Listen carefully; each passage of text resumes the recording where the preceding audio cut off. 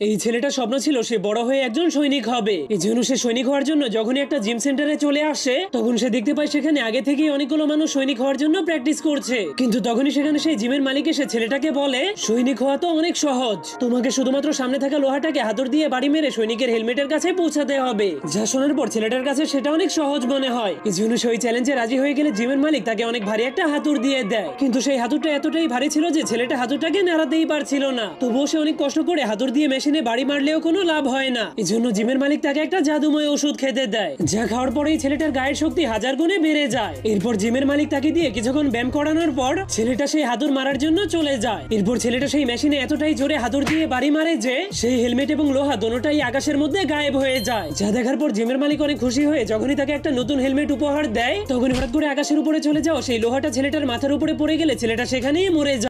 এই মেয়েটির মনে হতো যতক্ষণ ওর চুল সোজা না হবে ওর ক্লাস ওকে কখনোই নোটিশ করবে না। এই জন্য ও সব উপায়ে নিজের কোকড়া চুলকে সোজা করার চেষ্টা করে। ও অনেক ট্রাই করে কিন্তু ওর চুল কখনোই এমনটা হয়নি যেমনটা ও চেয়েছিল। একদিন যখন ও ক্লাসে বসেছিল ওর বন্ধু দৌড়ে আসে আর বলে জিনি তার চুল পার্মানেন্ট ভাবে স্ট্রেট করেছে। যখনই মেয়েটি এটা শোনে ও দৌড়ে জিনির ক্লাসে যায়। যখন ও জিনি স্ট্রেট চুল দেখে ও চমকে যায়। জিনি হাসে আর বলে আমি ম্যাজিক স্ট্রেট পাম নিয়েছি, এটা নর্মাল পাম না, কোরিয়ার সবচেয়ে নাম্বার 1 পাম।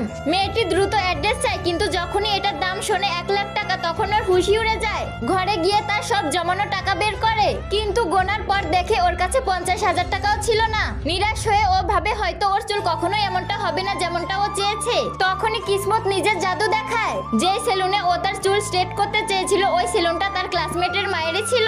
পরদিন ও তার ক্লাসমেটের সাথে সেলুনে যায়। ওর মা হেসে বলে যতদিন আমার ছেলের পা ভালো না হবে আর ততদিন যদি তুমি ওর খেয়াল রাখো তাহলে আমি তোমার চুল ফ্রিতে